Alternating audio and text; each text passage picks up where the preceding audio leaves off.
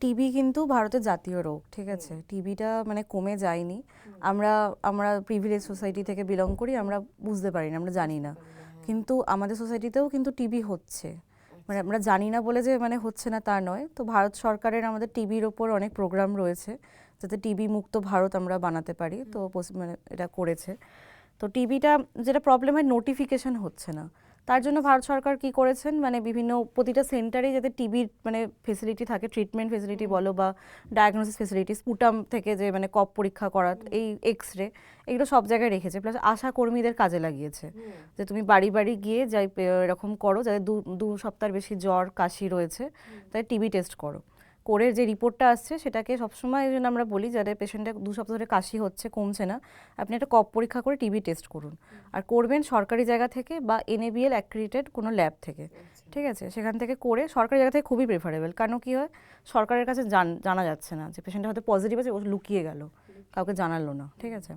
তো পজিটিভ এলো, তখন ওখান থেকে জানা গেল, পুরো একদম সবাই জেনে গেল মানে সরকারিভাবে যে এই পেশেন্টটার এই বাড়িতে টিবি হয়েছে।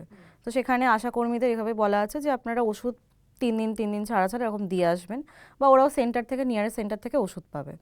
তো টিউবারকুলোসিস খুবই একটা কমন ডিজিজ। এই যে আমরা রাস্তাঘাটে চলাফেরা করছি, বাসে, ট্রেনে, মেট্রোতে বলো, এই মানে কনজেস্টেড এরিয়াগুলোতে আমাদের মুখের সামনে অনেকে হেঁচে কেসে চলে যাচ্ছে, ঠিক আছে? এবার কার আছে আমরা জানি না, আমরা মাস্ক তো রেগুলার বেসিসে ব্যবহার করি না। এবার ওইটা থেকেই ধরো, এবার আমার আমার এক্সপোজার একটা হচ্ছে, তো সেখান থেকেই আমাদের টিবিটা কিন্তু হচ্ছে। এক্সপোজার ভারতবর্ষে প্রতিটা মানুষেরই টিবিতে হয়ে গেছে, তো সেটা থেকে কিছু মানে অ্যান্টিবডি তৈরি হয়েছে, কিন্তু সেই এক্সপোজারের পরিমাণটা যখন বেশি হয়ে যায় তখন সেটা ডিজিজ হিসেবে মানে আর কি আমাদের শরীরে দেখা যায়। যাদের ধরো ইমিউনিটি কম, বা ডায়াবেটিস পেশেন্ট, বা ধরো ক্যান্সার পেশেন্ট, যাদের ইমিউনিটি কম, যাদের যেসব পেশেন্টদের, বা যাদের প্রোটিন এনার্জি মানে প্রোটিনের পরিমাণ কম, প্রোটিন এনার্জি ম্যালনিউট্রিশন আছে, রোগা মানে খাওয়া দাওয়া ঠিক করে না, তাদের এটা হ্যাঁ ইজিলি তাদের কাছে আর কি এটা দেখা দেয় যে। আর বাকিদের আমাদের যাদের এক্সপোজার হয়েছে হয়তো অ্যান্টিবডি ফাইট করে হয়তো কাজ করেছে। প্লাস আমরা ছোটোবেলায় BCG ভ্যাকসিনেশনও দেওয়া হয়। তো এই যে যেই মুহূর্তে টিবি হচ্ছে এখনো কিন্তু ওই যে একটা লং টার্মের একটা ট্রিটমেন্ট চলছে, 6 মাসের একটা ট্রিটমেন্ট চলবে। কিন্তু আগে যেটা ছিল, টিবি হলে পেশেন্টের ট্রিটমেন্ট সেরকম ছিল না, একা দিনে পেশেন্ট মারা যেত।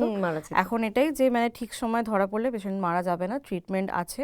সে ড্রাগ রেজিস্ট্যান্ট টিবি হোক কি সেন্সিটিভ টিবি হোক, দুরকম ট্রিটমেন্টই আছে। এবার হ্যাঁ, যদি খুব বেশি বাড়াবাড়ি, দুটো লাংস একদম শেষ হয়ে গেছে, টিবি কিন্তু মাথার চুল থেকে পায়ের নখ অবধি প্রতিটা অর্গানেই হয়, ঠিক আছে? শুধু লাংসে হয় এরকম না। ট্রিটমেন্টটা আমরা করি, চেস্টের ডক্টররা, ঠিক আছে? তো সেক্ষেত্রে তখন খুব বাড়াবাড়ি হয়ে গেলে সেটা একটা আলাদা ব্যাপার। কিন্তু টিবি ট্রিটমেন্ট আছে, টিবি ট্রিটমেন্ট করলে ঠিক হয়ে যায়। টিবি হলে আপনারা আসুন, ডক্টরকে দেখান, টেস্ট করান, লুকিয়ে যাবেন না, ভয় পাওয়ার কিছু নেই। যদি ধরা পড়ে, আপনি বাড়ির লোকেদের থেকে আইসোলেটেড থাকুন, মাস্ক পরুন, নিজের জন্য প্লাস সবার জন্য, যাতে রোগটা না ছড়ায়।